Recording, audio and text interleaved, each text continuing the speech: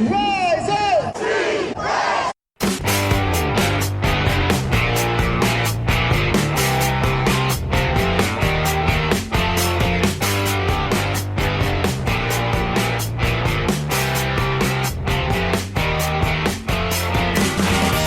This is the Rise Up See Red podcast, all about the Arizona Cardinals and the NFL, featuring insider and outsider perspectives. Enjoy the best hour of Cardinals talk on the web. Now here are your hosts, Jess Root and Seth Cox. Hello, Arizona Cardinals fans, and welcome to the latest edition of the Rise Up See Red podcast. It's episode 296, one of our off-season shows. I'm Jess Root from CardsWire.com, the USA Today NFL Wire site. And Seth Cox is with me on the line, as he almost always is, from RevengeOfTheBirds.com, the Arizona Cardinals site from SB Nation. You know, it's a shame, Seth. We were just saying how much, if we only had been recording what we've been talking about for the last few minutes, it's been a blast. We're going to have to get this on tape tonight, Seth. Cardinals off-season topics. We're going to kind of get into a whole bunch of stuff. There's coaching changes, but not at the head coaching position. There's some coaching moves around the NFC West. Deshaun Watson. We're going to talk about some crazy talk of Deshaun Watson, the Cardinals. Then we'll talk free agents, just what's on the Cardinals roster. We're going to go through the free agents. And then we'll talk a little about the playoffs, what we saw from the divisional round, what was coming up on championship weekend, heading into the Super Bowl, all sorts of stuff. Seth, how has everything been, and how are you enjoying the postseason? I, for one, have loved just how fun the postseason has been overall. Yeah, it's been a great postseason. Doing well. Kids went back to school today, finally out of homeschooling for a little bit. Hopefully that stays for the rest of the year. We'll see. The playoffs have been one of those situations where I feel like you're getting, two good games a weekend, and that makes it fun. Obviously, the Saints-Bucks game became a little anticlimactic, but that was obviously the age of one Drew Brees finally showing up and probably realistically showing that he should have retired at least last year, or if not a year ago, or 2 years ago. And it also showed how just incredible it is that Tom Brady's older than him and still performing at such just a crazy level, right? Like, that guy's insane. Yeah, and it's sad. I thought he was like the only player left in the NFL older than. He's not even older than I am. I'm older than everyone in the NFL. I'm older. Okay, I know this is about me. I'm older than three of the coaches in the NFC West. I'm older than Cliff. I'm older than McVay. I'm older than Shanahan. Only Pete Carroll's got me beat. I'm older than everyone in the NFL, so there you go. I know no one cares about that, but people who are younger than I am are retiring from the NFL after 20-year careers, so yeah. That's life, man. It comes at you quick. It does. So let's go ahead and get started with the first thing we were talking about, and that's it's not head coaching changes, but the NFC West is undergoing some lower key shifts because every team in the NFC West has lost or is losing one of their top coordinator or coordinator type coaches. Seattle, they fired Brian Schottenheimer. In San Francisco, Robert Saleh, defensive coordinator for the last 4 years. Great coach. He got hired to coach the New York Jets, so he's no longer there. They will have D'Amico Ryans will take over their defensive coordinator. He will be a rookie defensive coordinator since he has not yet been a coordinator in the NFL. Yes, that is the real same D'Amico Ryans that played in the NFL forever. I know. Players we watched are now coaches. It's gross. It's gross. Mortality in life and things like that. And then the Rams, in what was, perhaps one of the biggest surprises of the offseason, defensive coordinator Brandon Staley, who took that Wade Phillips coached defense, made it the number one defense in the NFL. It's his only year as a coordinator. He is now he goes across the stadium offices to become the head coach of the LA Chargers. And then on the Cardinals end, as we talked about in our last show, well, David Rye's gone, but he's not a coordinator. But Tom Clements reportedly retiring. He was, without the title of offensive coordinator, he played the offensive coordinator role. He was quarterback's coach and passing game coordinator. And if you looked at the coaching tree or the coaching hierarchy on the team site, he was listed, like you've got Cliff Kingsbury, and then you've got your top coordinators, and that was Vance Joseph, Jeff Rodgers, and Tom Clements. And so every single team will have at least a new offensive or defensive coordinator, whether the Cardinals actually call that guy an offensive coordinator, but they will have every single team will have at least one new guy under just below the head coach. How do you think that changes the dynamic of the division?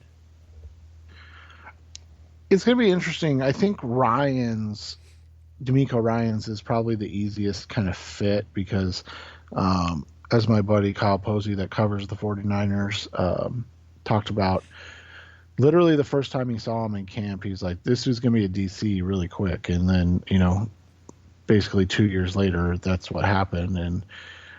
And he's a guy that understands what the 49ers do well and understands their defense. The one thing you look at with the 49ers defense, and this is, again, what Kyle talked about when it comes to Robert Saleh and him leaving, is that Saleh was one of the most adaptable and flexible play callers on the defense.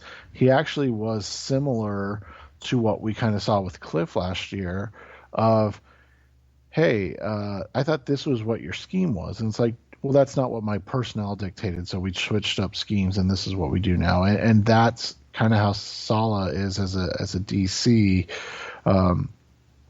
I thought this year was just incredible from Saleh.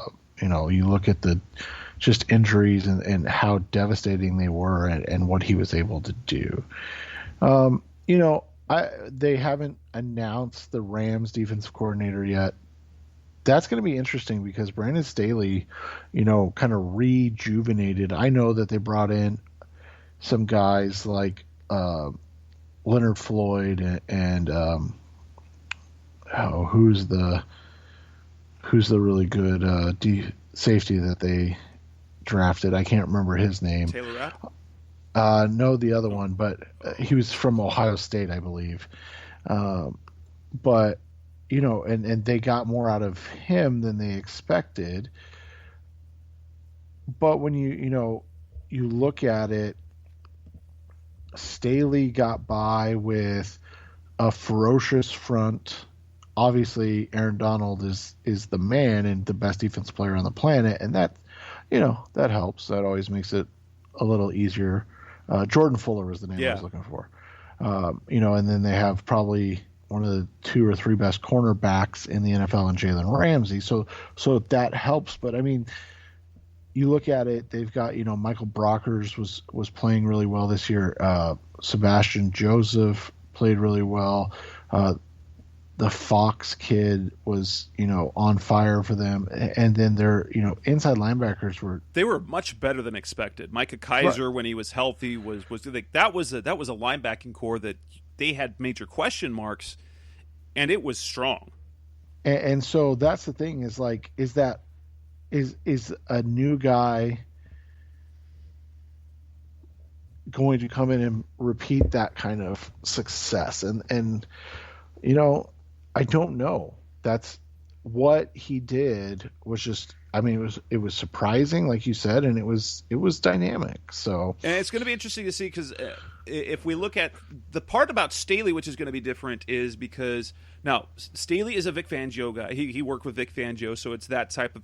Do they bring in? Do they promote? So he's sort of a Staley/Fangio guy, maybe a carryover of Wade Phillips and Vic Fangio, or do they go with a different direction? That's the part that's going to be interesting to see, because if we look at the 49ers, I think that's going to be kind of more of a seamless transition, if you will.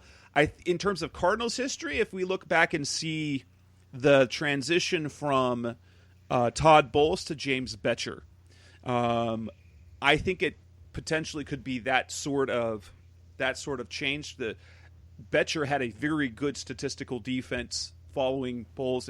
He made a name for himself, and in the news, Bettcher could find himself a new job coaching the Bears after Chuck Pagano retired. But now the one thing that the dynamic changes for me in this sense is, while there is continuity from Saleh to Ryan, just like there was from Bowles to Bettcher, you don't know how they're going to react in certain situations. And while Bettcher inherited a defense that statistically led a very good defense, we saw him be very overmatched in certain moments. Especially, the biggest moment of all was that national in the NFC Championship game, when he literally did not know what to do against the Panthers that year. And so that's the one dynamic that's interesting to see, since Bettcher had not been a coach for very long. In fact, he'd been an NFL coach for only 2-3 years, I think. And Ryan's kind of this. He hasn't been out of the NFL all that long since he was playing, and so that's the one dynamic to be interesting to see, as opposed to the Rams, who are now on their third defensive coordinator in 3 years. That's going to be interesting. While in Seattle, what are they going to do offensively? How are they going to change? The fun name that's come up is the fact that Adam Gase interviewed for that position. Oh, Adam Gase, huh? Right. That's an interesting one. And you look at it, and it's the most interesting thing to me about the Seattle situation is that how good was their offense at the beginning of the year with the whole let Russ cook thing, right? And allegedly, obviously, it may come out eventually, but allegedly, Carroll had an issue with Brian Schottenheimer and how he called the offense, how much of it was pass heavy. I don't know if that's true. Obviously, with Schneider there re-signing Schneider, you were basically saying, hey, we're going to keep running this back. So you got to go with the philosophy of the head coach, right? Like what the head coach wants to do. I guess whether or not you agree with it doesn't matter. And allegedly, that's where the Brian Schottenheimer kind of dysfunction came from, is that he looked at Russell Wilson, Tyler Lockett, and DK Metcalf and said, yeah, let's let Russ cook. And Pete Carroll said, I like to run the football a lot. Let's do that. So it's interesting that dynamic, because now we saw how great it could be, but at the same time, we saw how quickly it began to weigh on Wilson in terms of his performance, and perhaps it was, it's going to be interesting, because the Seahawks were, if you look at now, they start out so hot, but their defense was hot garbage at the time. The Seahawks were a significantly better team late in the year, and that was when their defense tightened up and were great again, and they were getting solid contributions in the running game. And Russell Wilson didn't have to he just had to make plays when he needed to.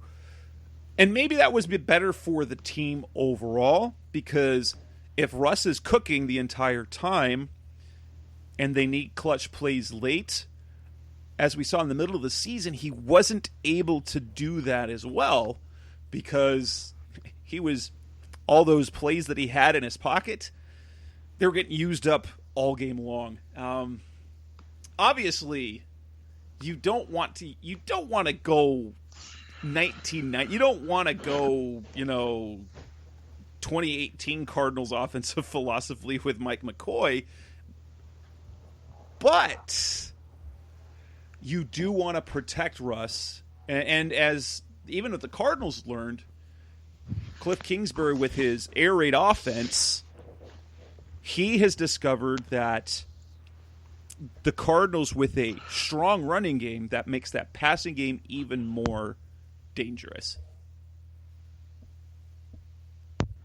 Yeah, and so, we're going to see how that plays out with Russ and kind of probably what the last, obviously quarterbacks are playing at an incredibly high level for a long time, but probably the last, 3 to 4 all-pro type years of his career.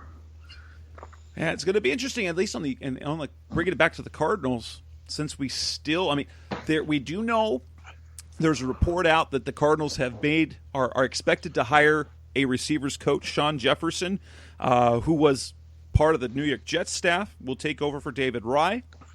But we don't know what's going to happen with Tom Clement's job. We know that Cam Turner, who is an assistant quarterbacks coach, is expected to be promoted to be the quarterbacks coach. But who will be passing game coordinator and or become an offensive coordinator? And we know that Cliff Kingsbury is not going to change. He's not going to give away play calling. So this is going to be like when Bruce Arians was here, Harold Goodwin, who was a glorified offensive line coach, was offensive coordinator. Be interesting to see maybe if they promote Sean Kugler in that sense and add an offensive line coach there in that sort of dynamic. It'll be interesting to see what they do there. With the Jefferson reported hiring, the one thing that I find interesting is that there's no connection between him and the offensive staff from what I could look, while there was a connection to the defensive side because he was on the same staff under in Miami when Vance Joseph was defensive coordinator and outside linebackers coach Charlie Bullens was there. So he has a connection to the defensive side of the ball, but not to the offensive coaching staff. Yeah, and that's going to be interesting to see where he fits in and how he fits in with the team. And obviously you don't want to give too much to the players, but how much was DeAndre Hopkins involved in this, and what does he think of this type of signing, and is this a guy that he can get along with? Because I don't think he had any issues with David Ray. He seemed to like him, actually. Yeah.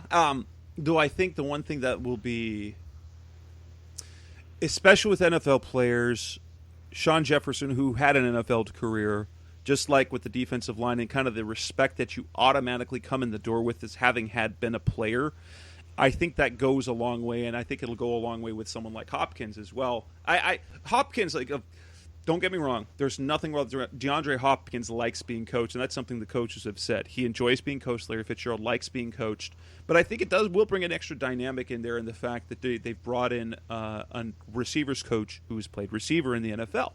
David Rye, we know the story that he had. He was an investment banker, and he wanted to get in the football side of things, and he joined Cliff Kingsbury's staff in 2013, then kind of made his name for himself, position coach for Green Bay. But this is a different dynamic. So this is like when the Cardinals hired, say, Brenston Buckner, who had a good NFL career. He comes in with a cachet of respect already for the players because they know, oh, yeah, he's done this already. Correct, and he's respected. He's been coaching since 2006, but a receivers coach since 2007, and he's coached some guys. Calvin Johnson. He had Golden Tate. No, he didn't have Golden Tate. He had who was the other really good guy there?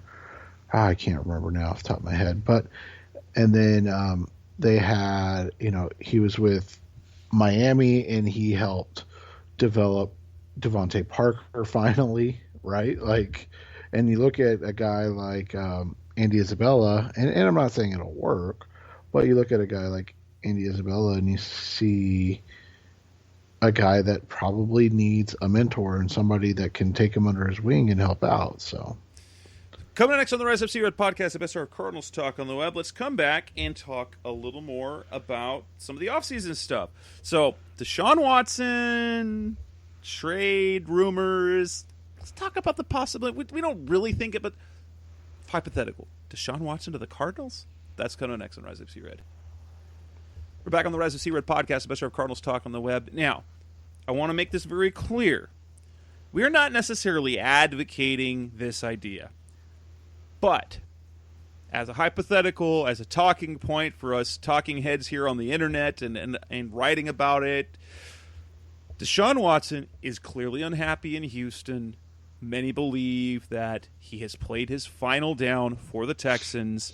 He is or is not necessarily on the trading block. And he's one of the best young quarterbacks in football. Despite an awful season for the Texans, you cannot put any of that on exactly how Deshaun Watson played this last season. So, Vegas, as what Vegas does, odds makers have odds for teams to land them. Now, the Cardinals are one of the longest shots to land Deshaun Watson, and for good reason. They have a young franchise quarterback in Kyler Murray. Teams like the Chiefs with Patrick Mahomes, and the Packers with Aaron Rodgers, and the Bills with Josh Allen, and the Ravens with Lamar Jackson. Those are the teams with the longest odds. That said, let's put this hypothetical out there. Would you be willing to trade Kyler Murray and draft capital to acquire Deshaun Watson to get the quarterback now that we believe Kyler Murray can be, at least in the years to come? I wouldn't, and that's not a shot at Watson. I think he's, one of the 5 best quarterbacks in the NFL. It's more the idea that I think with what you have, trading more capital could cause issues. And so, like, you're giving away Murray, who's an ascending star, to get Watson. So let's say it's a +1 on that. So you've got a 9-win team now. So say, you win 9 games instead of 8. You also are giving away probably at least a first-round pick this year, and then you're probably giving away something else next year. You're also now, you and I talked about it off the air, but you're also now exorbitantly over the cap in terms of being able to make other moves. And so I think when you just kind of boil it down if you could just get the player without the contract, or if it was just a player for player swap, I think you probably would, because of Watson's age and what he's shown already as a passer, do it. I think with the addition of draft picks, salary, and all of that, it just seems to be something that wouldn't make sense.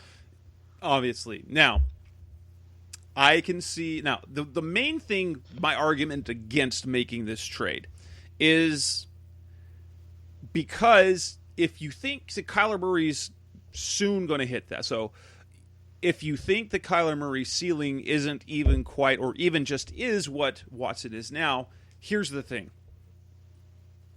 The salary cap, as you mentioned, Kyler Murray still on the rookie deal. Watson, who now has a big extension, getting paid, big quarterback money. That now limits what you can do around him. And as we already know, the talent around the quarterback position is still a touch deficient in terms of what we want, what we think, or what we should expect a second or third year quarterback to be able to elevate his team to. He's not Patrick Mahomes, at least not yet. Watson might be able to elevate the talent around him, but then you are severely limiting the talent you can put around him. We're going to end up with a situation like in Houston where you have to tear down some stuff, and even though I could see this if you do it, if you think that the two are equal in terms of ceiling, and you think that window to win a title is in the next 2-3 years, Watson probably gives you a better chance to win a title in 2021, 2022 than Kyler Murray. Simply because of the experience factor, and I think some of the fits. Like, I'm not saying that the fact that Watson can do many of the things that Murray can and does not have the height issue. There's no drawbacks to that, and so I could see, yes, that might be worth a trade if they feel that their window for a championship is now.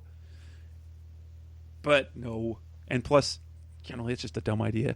You have a young franchise quarterback. Why would you trade it for a different franchise quarterback? That's weird. It's different than it's good different from one going from Josh Rosen to Kyler Murray, because Josh Rosen didn't show you that many thought that he could be, but he didn't really show anything that he was going to be a star. Kyler Murray has shown through 2 seasons he's undoubtedly going to be a star. Well, and I think one other thing about it that, you kind of just have to remember, and, this is the unfortunate part. The Cardinals are not the Steelers. They're not the Eagles. They're not all, these other teams that have a history of success. So what reason would Watson want to be traded to here for? Allegedly his preferred destination right now is Miami. So we'll see how that works out for him. But, right now, I just, like you said, if you are the Steelers or, maybe the Dolphins, where you've got a lot of pieces in place, but, as we'll discuss shortly, the Cardinals are missing a lot of pieces still. Yes, they are. So as fun as that is, I know when I wrote the piece about the odds, I put in there that it isn't completely crazy to trade Murray. It's crazy, not bonkers. It's okay. It's not trading DeAndre Hopkins to the Cardinals for David Johnson, the 2nd-round pick, crazy. But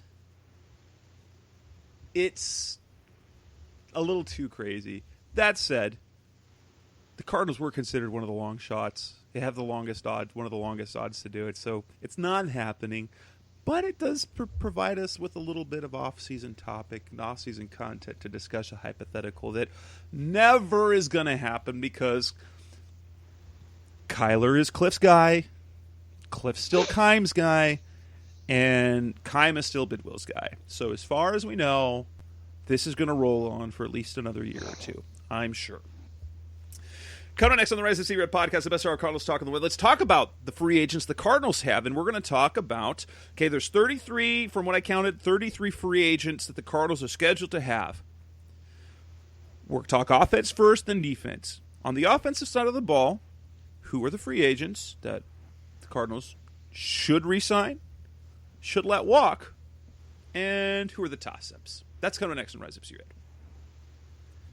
We're back on the Rise of C-Red podcast, the best of our Cardinals talk on the web. We're going to talk Cardinals free agents. The Cardinals have, almost 3 dozen players set to become free agents, whether it is unrestricted, restricted, and or the exclusive rights. The exclusive rights, guys, I think there was only one, and it's Kylie Fitz on the defensive side of the ball. But let's talk about the offensive free agents, because we've got a few names on there that are, there's not a ton, but still a few worth mentioning.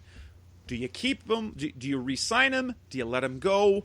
And is it really a toss-up? So let's start with that. Number one on our list as we go at the quarterback position, you've got Brett Hundley, a healthy scratch for 16 games. Yet, 2019, he proved to be a capable backup. Resign, let walk, or kind of a toss-up?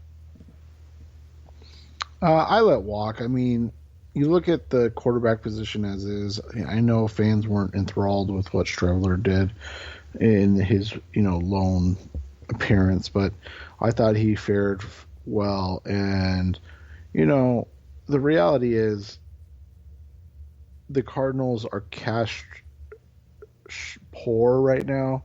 So signing a guy to a, $3, $4, $5 million deal, while it may not sound like a lot, it could be signed, that could be used on a guy that, goes out and plays. And he actually plays? Is active? Yeah, I know. So, yeah, I let him walk, obviously. Now, it's true. We saw what he did in 2019. However, here's the part that bothers me a little bit. Not about Hundley itself, but Cliff Kingsbury, a guy known for working with quarterbacks, and had seen Hundley. So either this.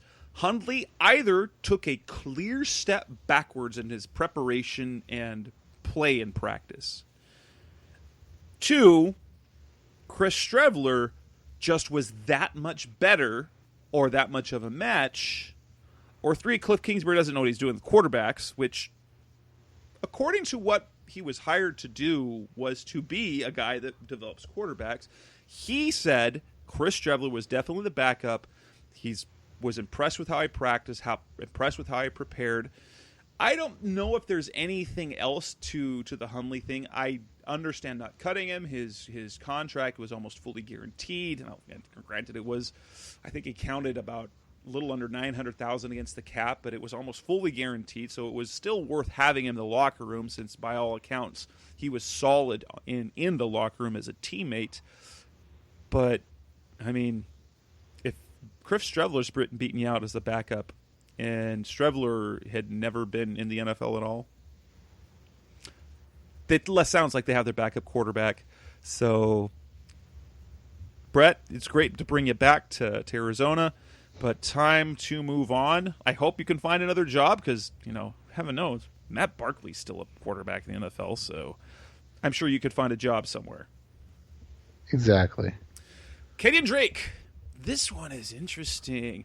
Kenyon Drake, their leading rusher, wasn't the dynamic player that he was in 2019.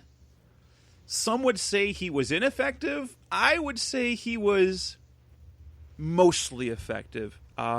He came awful close to 1,000 yards. We thought entering the year he could have been an 1,100, 1,200 yard rusher, so it was disappointing in that fact. That said, when he rushed for 60 yards or more, the Cardinals went 6-2. And when that didn't happen, obviously, they only won 2 games. Do you bring back... Is he a re-sign guy? Is he a let-walk guy? Or is he one of those toss-ups? I let him walk. I just think that the $7 to $9 million a year is just too much for what he is as a runner and what the Cardinals need from a running back. For me, obviously, if he's willing to take something less than the $8.5 million that he got this year, I'd consider it. It just kind of depends. Do you think Chase Edmonds is ready to take the next step and he could be the leader? Or do you bring in... Is this a position that you can piecemeal from year to year until you find a true young back that you can ride for 3-4 years? For me, it's a toss-up because If the price is right, you can bring him back, and you at least know what you have, and at least the ceiling of what he can be. If last year is the floor, and 2019 is the ceiling, hey, that's good production. But can you get someone less expensive that's equally effective? You might be able to do that with some names that are out there. So for me, he's a toss-up, and it depends on what market he has in free agency, and then what the market is for other running backs. Yeah, and that's my big thing. I wouldn't pay a running back. This year it made sense because it basically was the same amount of money that you had committed to David Johnson. So it was a wash. Probably don't want to do that again, though. DJ Foster, special teams ace, really didn't spend a whole lot of time actually on the 53-man roster until late in the year.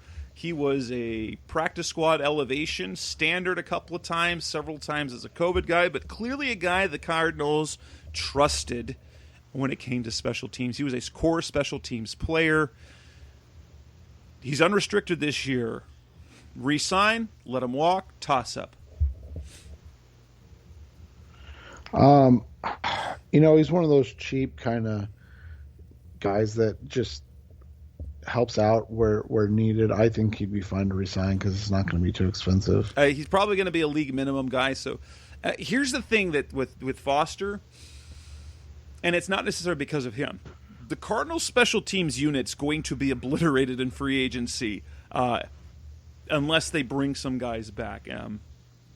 If you look at the core special teams unit from last season, both their kickers, free agents, their punters, a free agent, Trent Sherfield, Dennis Gardeck, Zeke Turner, Darrell Daniels, DJ Foster, Tanner Vallejo, all of whom were core special teams players who had most of their special teams tackles, big in coverage.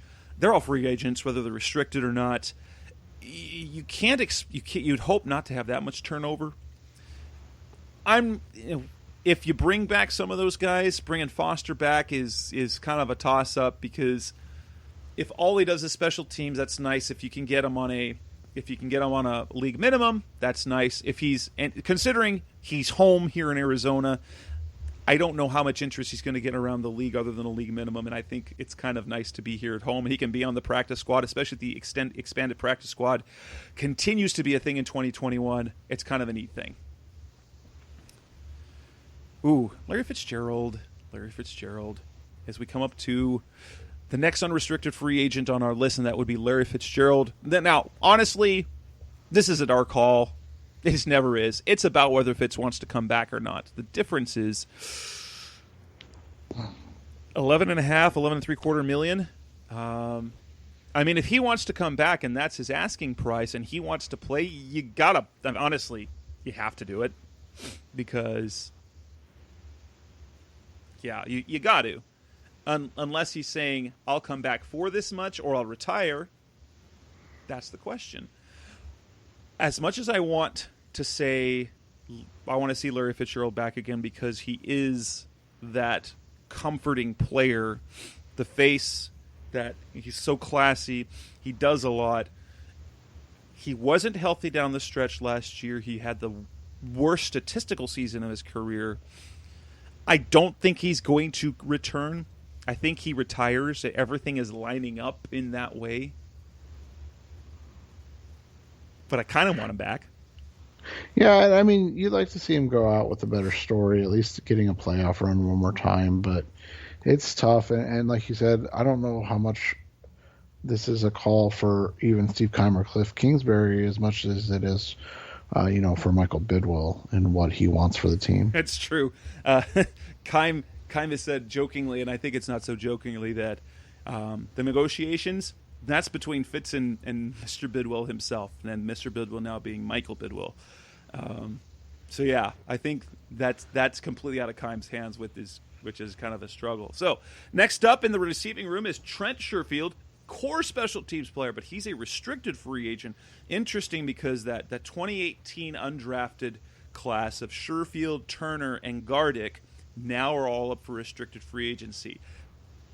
to use a tender is not cheap. It's going to be between 2.2, 2.4 million next year if you use the restricted, if you use one of the tenders.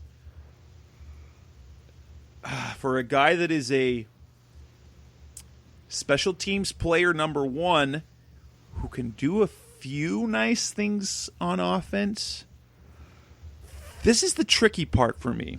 Do you project him to have a greater role on offense than he did this year? If so, he might be worth the re-signing. The problem is, if you're going to increase his role on offense, are you going to decrease his role in special teams? And if that's the case, is that actually better for the team? Yeah, and that's my question, is that I don't think he's shown enough that you can sign him as a receiver, so he ends up being a, like you said, a core special teamer, and that's, I think, more important than anything else. If he can come back at a realistic rate, I think it makes sense, but it's just, it's going to be a lot. What about Dan Arnold? Now, some cap sites are saying he's restricted. Darren Urban for azcardinals.com says he's unrestricted. If you look at the roster, it shows that he's a fourth-year veteran, which would make him unrestricted, even though last year he was not restricted. Do you re-sign Arnold, or do you try to go after a more known commodity? I was just looking at the tight end room, and it's awful. So, yeah, I think so. I think you go and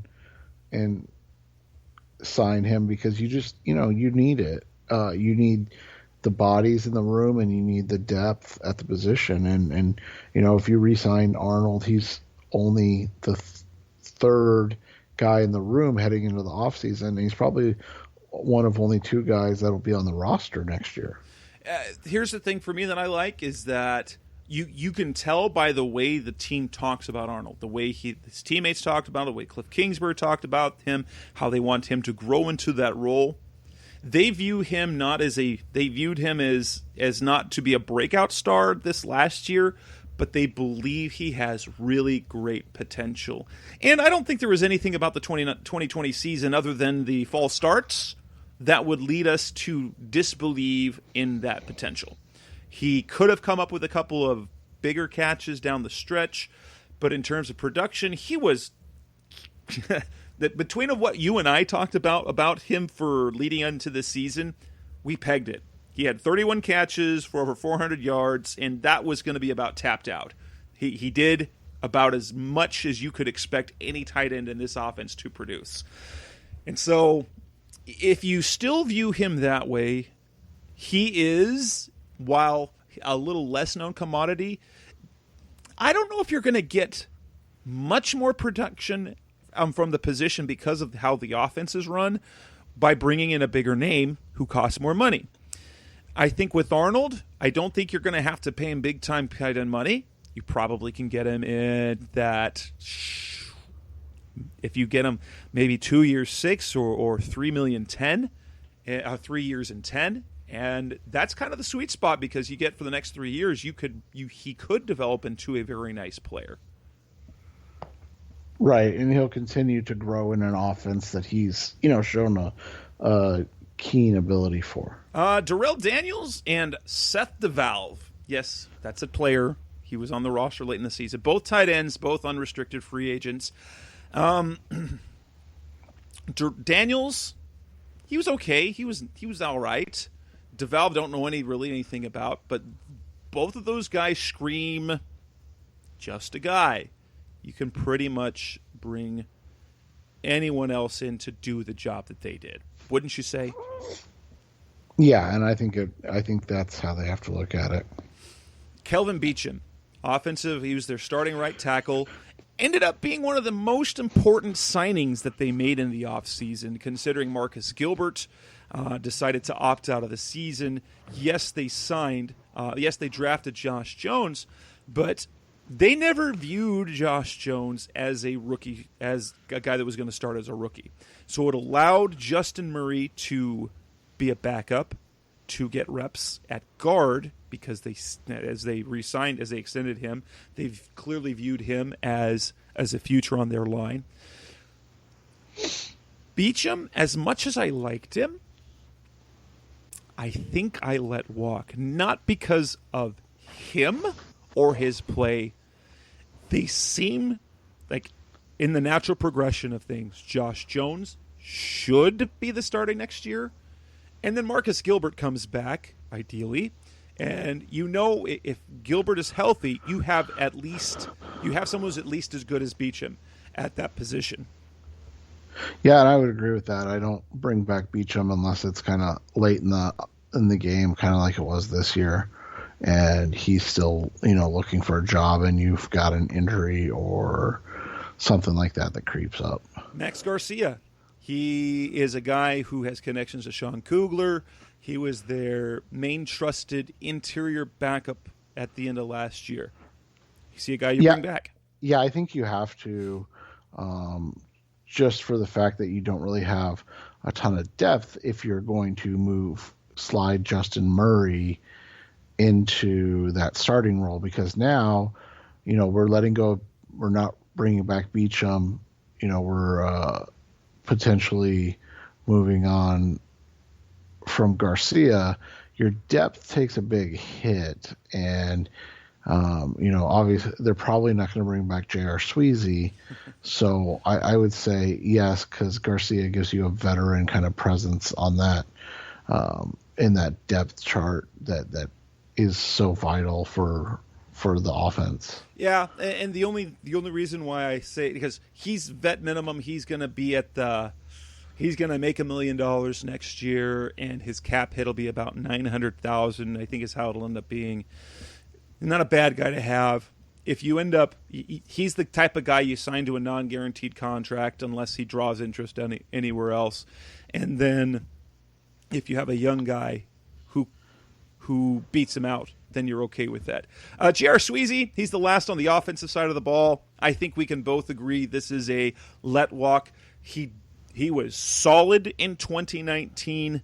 He clearly declined in 2020, and they obviously believe that Justin Murray is the guy moving forward. So as solid an addition he was 2 seasons ago, it's time to move on. Yeah, and I would agree with that. Coming next on the Rise FC Red podcast, the best hour of Cardinals talk on the web. Let's come back and talk the defensive free agents. That's coming on next on Rise FC Red. Back on the Rise FC Red podcast, the best hour of Cardinals talk on the web. We now move on to the defensive side of the ball, where the Cardinals have a number of free agents. Beginning on the defensive line, where we have a few guys. Now, one of the guys I had on here was Josh Morrow. We're going to skip him because the Cardinals waived him. So they clearly didn't even want to keep him on the roster until free agency, and maybe that was because they wanted to give him the opportunity to get signed by some other team into the playoffs. I don't know, but his time is over with the Cardinals. But let's look at Angelo Blackson, a waiver claim that was surprising, who ended up having a surprisingly solid season. A little more production in terms of pass rushing, in terms of the actual stats than he had in previous seasons with the Texans. He's a guy I'd kind of like to see back. I know the Cardinals have a very young core. You've got Zach Allen, you've got Lecky Fotu, you've got Rashard Lawrence. So you've got some guys there on the defensive line that you like. But Blackson gives you a little more juice in terms of veteran leadership. And I don't think he's going to cost a lot. So I think he becomes a cost-effective rotational guy. Yeah, and I would agree with that. I think he's a guy you bring back. Like you said, I think the biggest thing is that the youth at the position, they can use a veteran kind of mentor type there and kind of go from there. The next guy, Domata Peko, signed late in the year. I think the last 2 years we thought he would be a great fit for the Cardinals. He ended up finally joining late last year. He hits unrestricted free agency. I believe he'll be 35. For me, he is a toss-up because I want to see what you can get as a veteran nose tackle before I bring him back. So maybe a training camp edition. But if you don't land a veteran nose tackle, I don't know if I'm ready to decide that Lecky Foto and Rashard Lawrence are ready to be the guys at nose tackle. So yeah, he'd be a good guy to have. Yeah, I look at him similar to Beachum.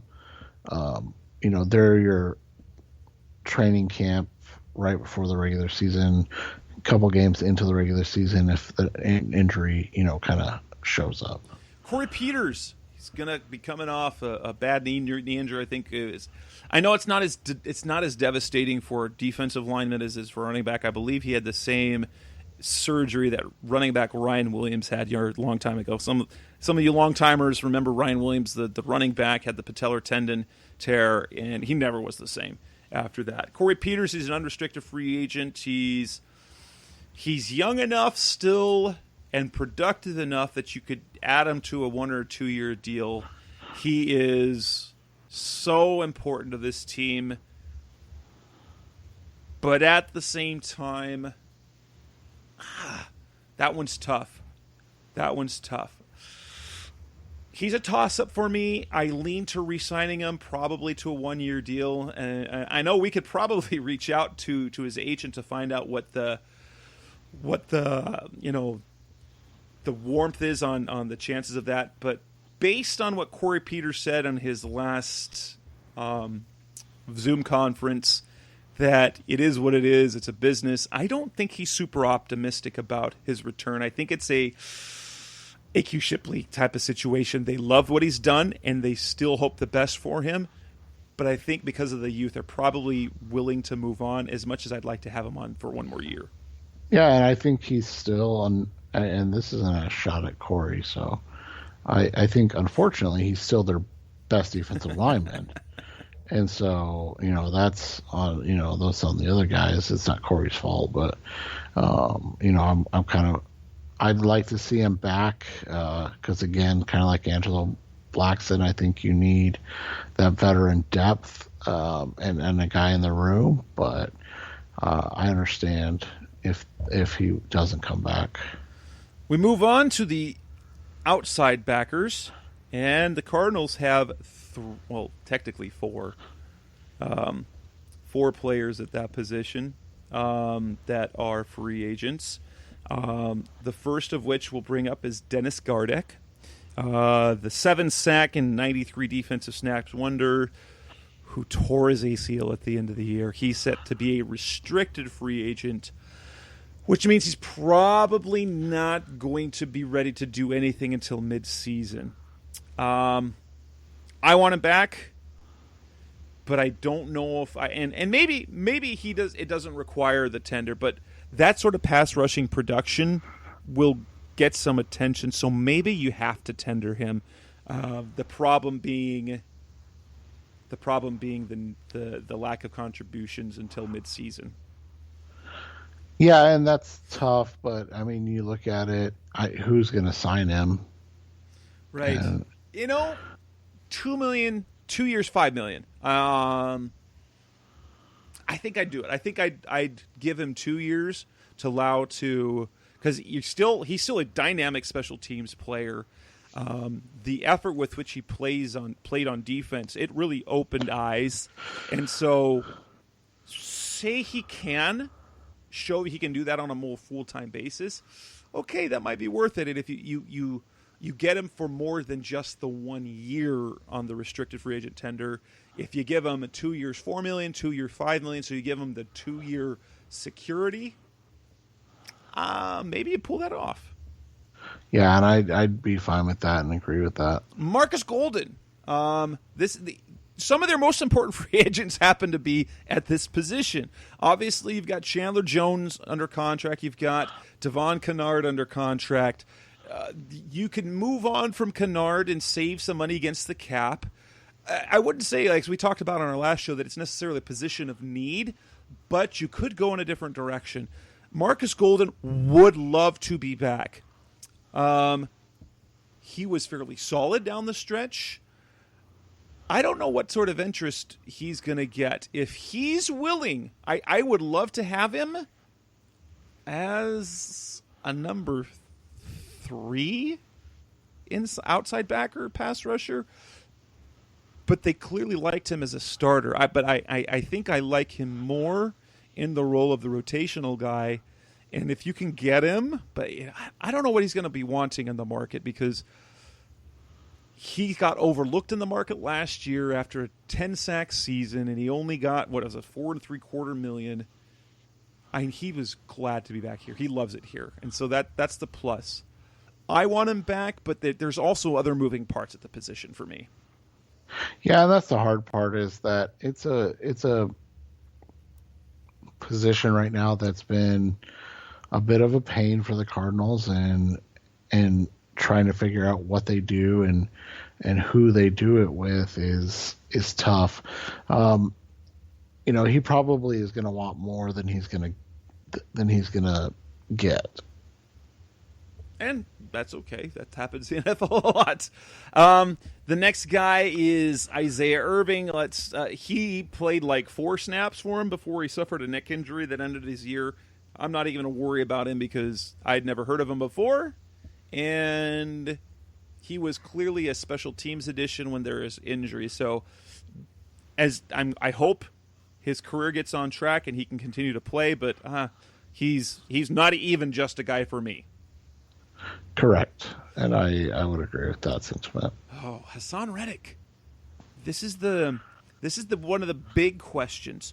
What do you do with Hassan Reddick? Because after the 12.5 sacks, the 7.5 to close out the season, he's got the production and the age and the athleticism to pick up a nice long-term deal. Yet, with his size, he only fits on any defense with a 3-4 set.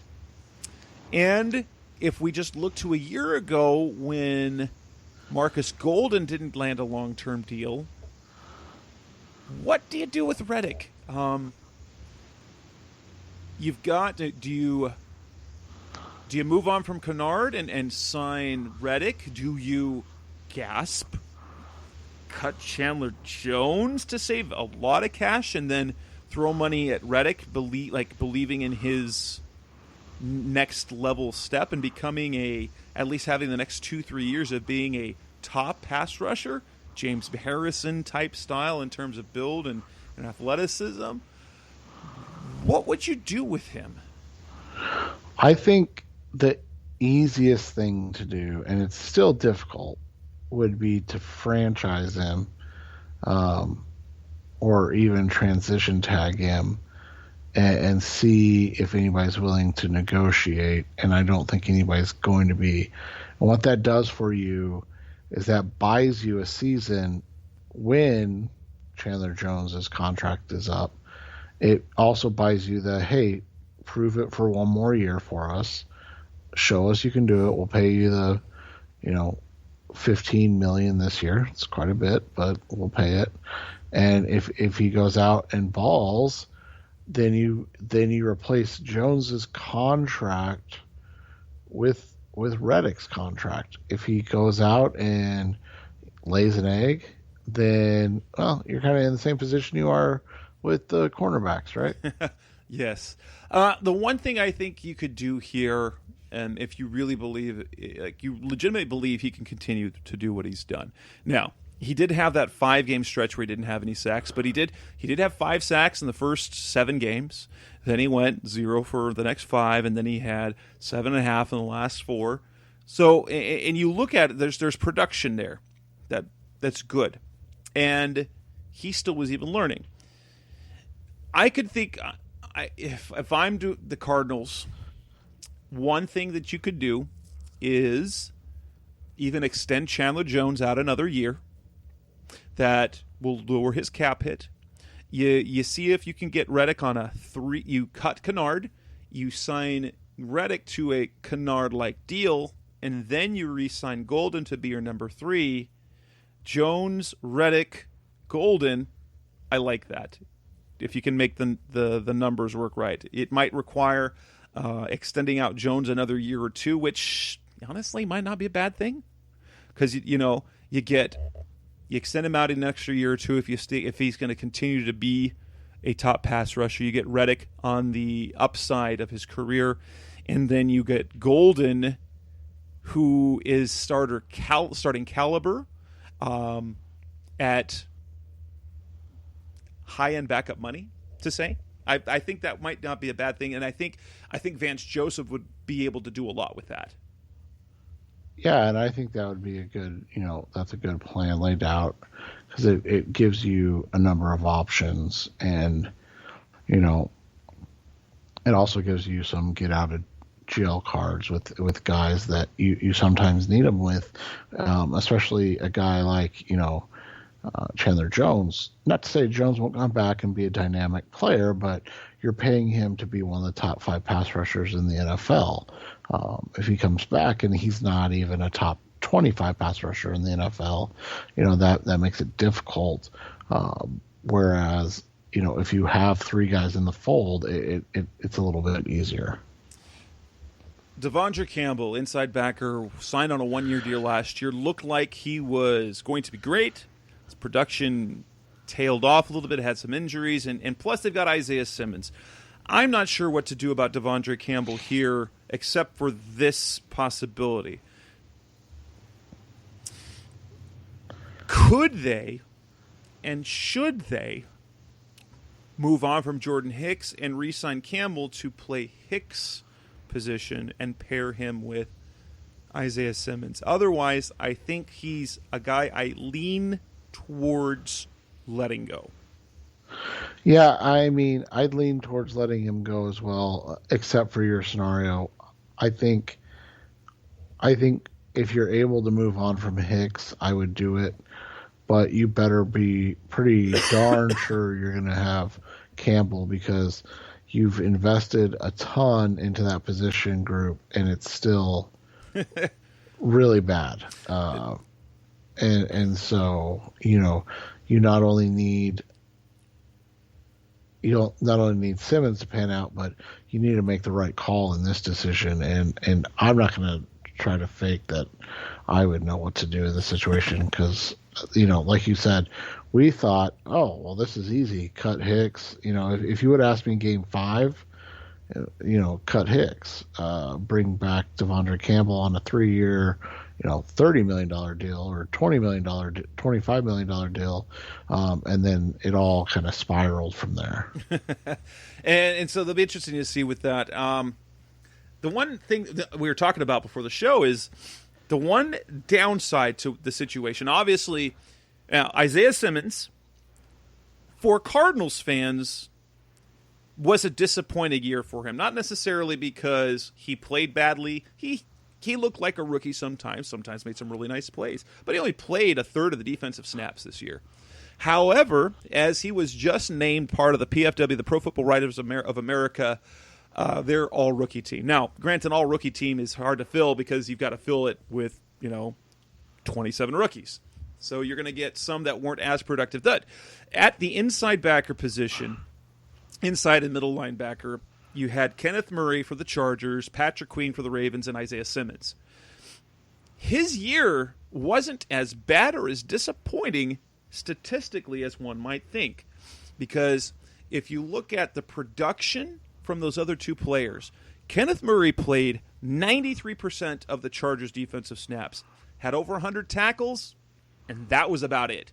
He had 1 sack. He didn't have a ton of tackles for loss. He didn't really do anything in terms of forcing fumbles or picking. So in terms of playmaking, other than making tackles, that's not to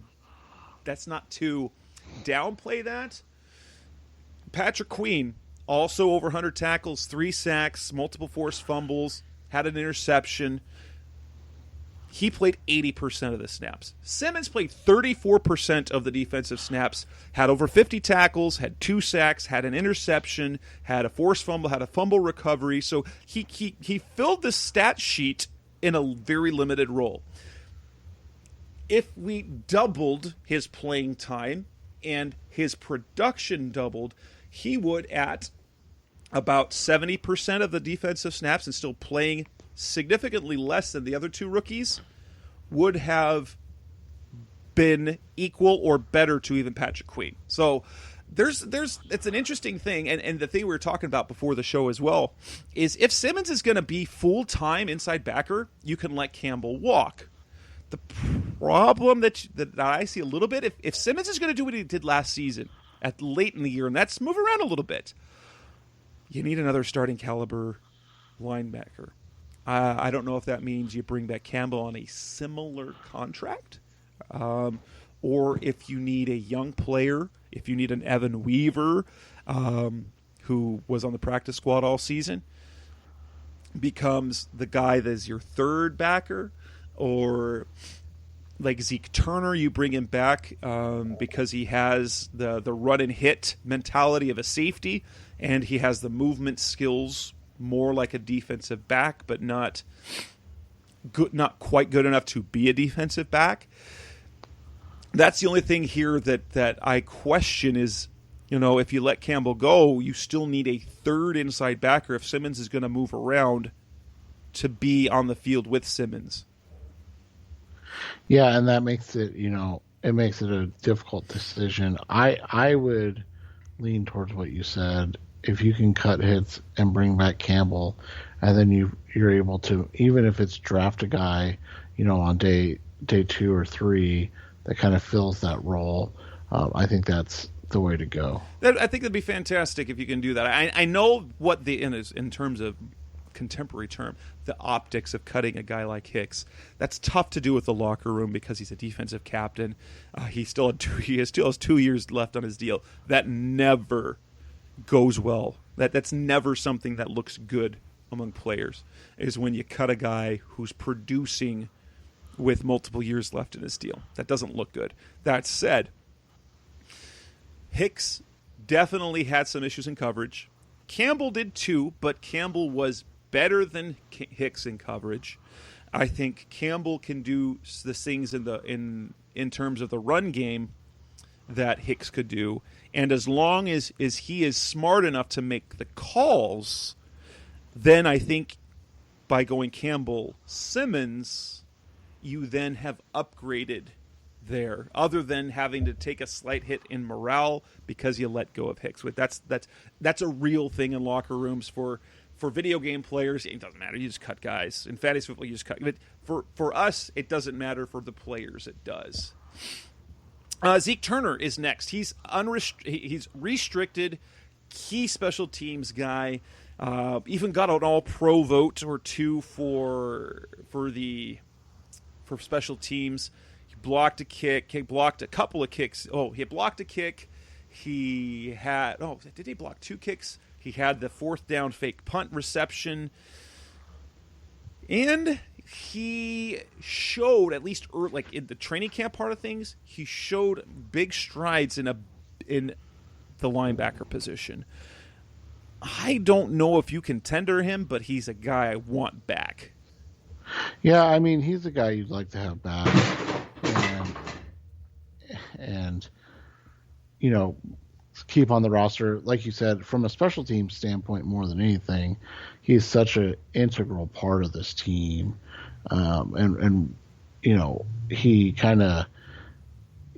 He along with Gardeck are those kind of guys that you need on your team. They're the dogs on the team that really, get the physicality going. I think losing him would be a tough blow all around. Tanner Vallejo, unrestricted. He's a guy that they cut, they bring back. He brings back again. He finds a role on special teams, gets a little play late in the year, and when he ends up on the field defensively, he always seems to be productive. But in a limited amount of time that he's played in the NFL and had some extended playing time, he's not been super durable, at least on the defensive side of the ball. He's a guy I'd like to. He's unrestricted. He's a guy like DJ Foster. I'm okay with bringing him back. It's going to be a minimum deal, I imagine. Bring him back. Yeah, and that's how I feel. I mean, and he's also a guy that I feel like if you don't bring back now, you probably get him in camp, like you said. If something happens, or if a guy like um, Ezekiel Turner or Dennis, or you bring him back and then you release him and if Gardeck comes back and healthy in terms of if Vallejo's not giving you any snaps at inside linebacker and instead it's just a special teams guy. So Vallejo is also a guy that I wouldn't be completely against him being that third backer. If Campbell doesn't come back or they move on from Hicks, I think I'm comfortable with Vallejo with a handful of defensive snaps because he plays with a special teams mentality, plays hard, and he's been super productive anytime that he's played defense. And so I could even roll with him as that third backer getting playing time on defense. So another reason you bring him back, especially if you get him back on a minimum deal, he plays some on defense, and that's a super good value. Yeah. The cornerbacks. Now we've got a quartet of veteran cornerbacks that you have to look at. The cornerbacks who are unrestricted are Jonathan Joseph, who got a little bit of playing time, Drake Kirkpatrick, Kevin Peterson, and Patrick Peterson. Let's talk Patrick first. What do you do with Patrick? It's tough right now because their cornerback room is so bad. To say, oh, well, you just move on is negligent because you just don't have anybody. I mean, you literally have as the two corners on your roster right now. And one is a guy named Picasso. So yeah. But you have Byron Murphy and Robert Alford, and then you have guys that you signed to future deals. Oh, and Robert Alford, here's the thing with Alford. He's been with the team for 2 years, hasn't played it down. I think everyone sees him as he's a definitely guy that's going to be cut. You said, I can't remember you said on the air or on the show, or if it was more of a thing that we talked about offline, is Alfred's the perfect guy to cut and or just not cut and do what they did with Mikey Potty. Now, granted, this is already his last year of the deal, and basically just cut his salary, but he's already here. He likes it here. He knows the system. You pay him veteran minimum because he's already been paid a lot for doing rehab, and then you can't you can't count on him to be a starter, but on the high end could be your starter. But that said, Patrick Peterson, unless they have a plan, you gotta re-sign him because he's still their best cornerback. Even though he's not elite anymore, he's still pretty good most of the time. So unless you've got a plan in place to bring in a better one, he's a guy that wants to be back. Maybe it's a 2-year, $25 million deal. You do the Richard Sherman, like how Richard Sherman bet on himself, that type of deal. I'm interested to see, but I would, unless they've got plans for, a deal for a Marshawn Lattimore, who's going to hit his 5th year and then going to need an extension. Bring back Patrick. I'm Drake Kirkpatrick, Jonathan Joseph. I'm a toss-up on that one because I think there are a number of veteran cornerbacks who could do exactly what they can do. Now, granted, they have connections with Vance Joseph, so I wouldn't be surprised to see one of them back next year. And Kevin Peterson, he can go. It's fine. I think you can find the production. Yeah. You can find a dime back pretty easily. He never kind of stepped up to what we had hoped he would become. So, I think Patrick's really the only piece that you look at and you have a question about. Kirkpatrick, I'm fine with moving on from. Obviously, if you don't re-sign Kirkpatrick, you probably do need a veteran cornerback if you don't go get one in free agency. So then you bring back a Kirkpatrick or a Joseph in that kind of realm. But I just don't know if they're, like you said, priorities right now with what the team has. And if we look to safeties, you've got both the safeties who were key special teams guys, Chris Banjo and Charles Washington. Washington, who was a big piece, Banjo, who played a lot of roles and ended up being being a starter for most of the year there at safety while Jalen Thompson was injured. I think both you can, especially if you end up bringing a different safety. And Chris Banjo was fine at safety, but I'm good with letting both of these guys walk because the type of thing, special teams oriented safeties, isn't that the sort of thing you can find all over the league? And honestly, Deontay Thompson should be that guy next year, the guy who is big on special teams and who can start at safety if needs be. Well, and the other thing is that those are the positions you typically get in the 6th and 7th round in the draft, and then or in undrafted free agency. And so I just, with all of their needs on the team, I just don't see, like you said, a smart way to incorporate that into what they need as a team. Zane Gonzalez on special teams. Again, special teams has major possible turnover. Zane Gonzalez, free agent. This is a tough one because in terms of talent, there aren't many kickers with more leg talent.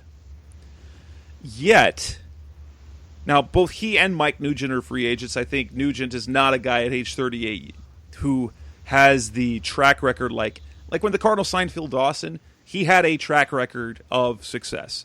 Nugent is a guy you sign like he did last year, and he fills in a few games and you feel good about him. Kickers are a strange thing. I'm actually okay with bringing back Zane Gonzalez.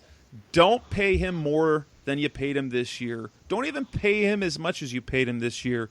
And then he and that kid, Brett Maher, I don't know how you pronounce it, probably Maher, can battle for the job and have a real competition because Zane Gonzalez has not had real competition since he was here. Yeah, and I think that's a fair way to look at it and go about it. And then lastly, Andy Lee. What do you do at punter? It's a fair question. Andy Lee's older. He still had a good net average. But I think, we're kind of seeing right now that you're able to find good young punters coming out consistently. Heck, the kid from ASU, Matt Turk, is a good little punter that looks like he could be a guy that plays in the NFL. So I would be, when you're cash strapped, Andy Lee's a very good player. He's a veteran. I just don't know if that's where you want to invest $4 million. Right. And coming on the Rise of C Red podcast, the best hour of Cardinals talk on the web, we'll wrap this up with a little bit of talk of the postseason. What we want to see in the championship weekend and the Super Bowl. That's coming next on Rise of C Red. Back on the Rise of C Red podcast, the best hour of Cardinals talk on the web. Playoffs over the weekend. Okay, we saw some good games. We saw probably the end of Drew Brees' career. Tom Brady still doing it, not looking great, but he's got a team that's stacked around him who can make plays defensively, offensively. You see Aaron Rodgers look great. And then in the AFC, it's, you got number 1 and number 2. You've got Patrick Mahomes, the Chiefs pulling off a win. The Browns almost pulled off the upset when we learned that anything is possible with Chad Henne. I know that was a stupid pun that we've seen all over social media. What were your biggest takeaways over the weekend with the divisional round? I think that a lot of this weekend showed that the Cardinals are deficient offensively.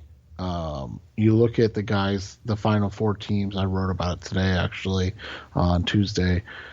That the final four teams, they're all in the top five in offensive DVOA and Football Outsiders. Only one was in the top 10 defensively, Tampa Bay. So I think when you look at just how dynamic these offenses are, how multiple they are, how they're able to win, in different ways, with different personnel groups and different guys contributing, I just think it shows that, hey, this is, we've talked about it 100 times, but this is an offensive league. The league has geared it towards offense being king. Kansas City is, unreal when Patrick Mahomes is healthy. He got hurt and gave the Browns a little life, and then Kevin Stefanski decided finally to be a coward and punt. And I got it. I mean, you probably don't punt if Patrick Mahomes is still in there, but Chad Henney's in, so you take a chance and punt and trust your defense to get one stop on third and 14 against Chad Henney. It didn't work out, but and I think we're also seeing that the NFL is in good hands at quarterback. I mean, Josh Allen, obviously Mahomes is the best quarterback in the NFL, but I think you've got to be excited about these young guys and what they bring, as you're also seeing kind of the fade away of the greatest player of all time and Tom Brady. And for me, one of my biggest takeaways was, what we saw from Baker Mayfield, had he been given a chance, you just felt like he was going to win that game. And I think after a couple of years where his rookie season looked promising and a disappointed second year, and this year he was better, but they didn't ask him to do quite as much necessarily. I think we saw Baker Mayfield take a step up to become one of the really good young quarterbacks, and it was good to see Cleveland do what they did, and it's disappointed that they had to, but the same thing, they were supposed to lose. This was the Chiefs, and you would hate to see the defending champs go down because Patrick Mahomes went down, and then that's the reality of the NFL. But Mahomes, honestly, probably what the entire world wants to see is to see Mahomes versus Rodgers in the Super Bowl. Personally, I want to see Josh Allen and Tom Brady. I want to see the Bills because it's been so long, and I'm a big Tom Brady fan. I love seeing greatness, and I'd love to see him get one more ring at least, and especially since it would mean Bruce Arians and a lot of these former Cardinals would get a ring as well. I don't hold any animosity towards BA or any of that coaching staff, and I think it'd be fun to see. And I do love Tom Brady. I love greatness. As I've gotten older, I've grown to, even for players and teams that I have disliked in the past, the fact that I'm getting to witness a player like that, it's fun. And to be able to when I'm old, say, I watched Tom Brady play. He was the greatest. And these quarterbacks, they're not Tom Brady. He was something special. Yeah, and it would be fun. I mean, you look at it, I think, if Brady took down Rodgers and Mahomes in back-to-back weeks, what that would do, for his legacy. Not that he needs anything else for his legacy, but it's also fun to think about, like you said, the two best quarterbacks in this season in Aaron Rodgers and Patrick Mahomes facing off, and those offenses just putting on a show for us. That I think that would be a blast as well. Oh, and the State Farm commercials. The State Farm commercials.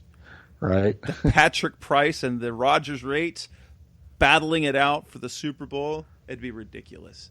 Anyway, this weekend, I can't wait to see what happens. I'm hoping Patrick is healthy because Bills Chiefs, that's going to be exciting. I think there's intrigue with Packers Bucks.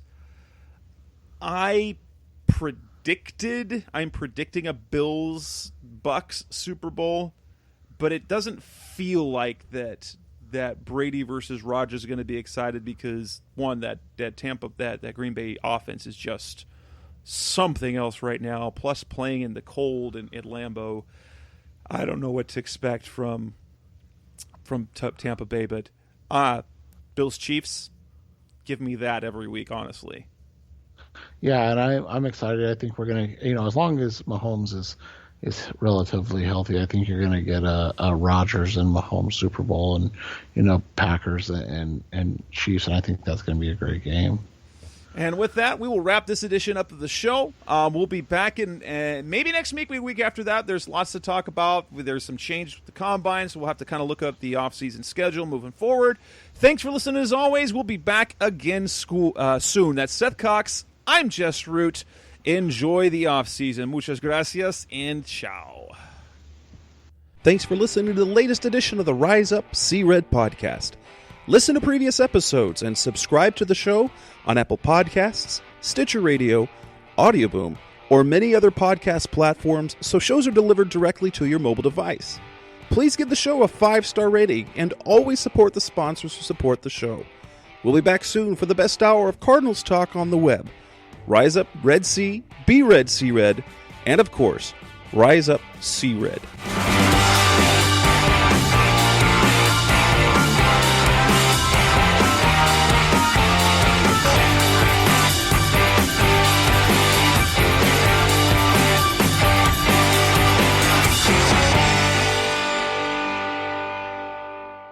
Right.